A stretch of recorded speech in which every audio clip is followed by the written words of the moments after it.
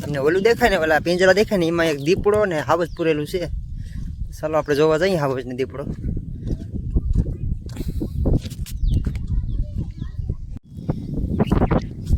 પિંજરા છે ને એમાં હાવજ ને દીપડો ને પૂરેલું છે ને. જો આ છે હાવજ ને બારવાનું સમસાણ.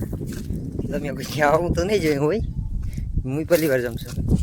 હાલો યુટ્યુબ ફેમિલી, કેમ છો બધાનું? આશા કરું છું તમે બધા મજામાં છો. ને આપણે આજે એક એવી જગ્યાએ આવ્યા છે જે મને કોઈ ખબર નહોતી કે આપણે આ જગ્યાએ આવવાના છે. ને તમને પણ એમ થયું છે કે આ જગ્યા કેવી છે ને કેવું છે અહીંયા. અને જનાવરનું જે આ વિસ્તાર છે ફોરેસ્ટરનો છે, તેમાં આપણે બધું દેખાડું તમને કે દીપડાનું પિંજરા છે અને જે બારવાનું છે ને તેને સમસાણ કહેવાય ને, એ બધું તો થોડો દેખાડું વિડીયોમાં છેલ્લે સુધી રહેજો. ને વિડીયો પસંદ આવે લાઈક શેર ચેનલને સબસ્ક્રાઈબ કરવાનું ભૂલતા નહીં.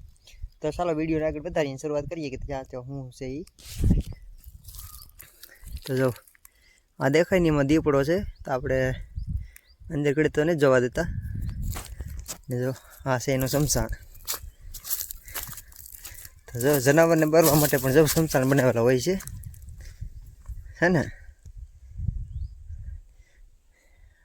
દીપડાને બારવાનું સમસાણ છે. દીપડા આવે જે જનાવર મરે તેને બારવા માટે. આ છે એને રહેવા માટેની, કારણ કે આ છે દવાખાનું જે જનાવર કહેવાય ને.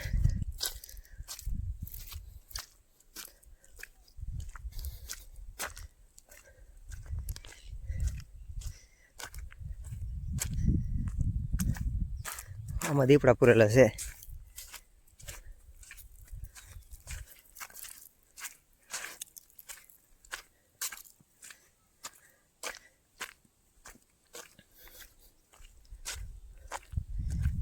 શું લખેલું છે? Animal care centre. આ દરવાજો છે. આમાં જે જનાવર છે બધા એમાં પૂરેલા છે. અંદર જવા નથી દેતા, જો તાળા મારેલા છે. તો આપણે કેવરાક મોકા ચડી છે તો દેખાડી તમને. આમાં દીપડા ને એવું બધું પૂરેલું છે. ને આપણે આમાં મજૂરી કામ કરવા આવ્યા. આ છે ફોરેસ્ટનો એરિયો.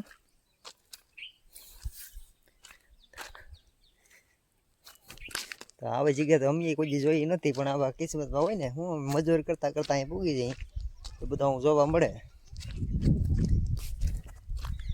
જપ્ત કરેલા ટ્રક ને આમાં લાકડા બની જતા હોય કે નહીં.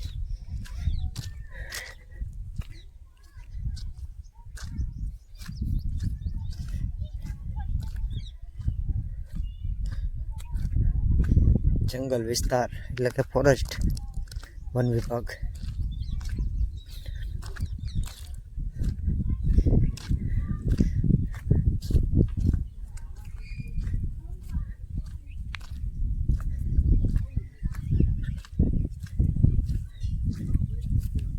આ ખડને ભેગું કરીને જે ખડ હોય કે નહીં એને બનાવી પેટી બનાવી કાઢે એવું મશીન છે આ.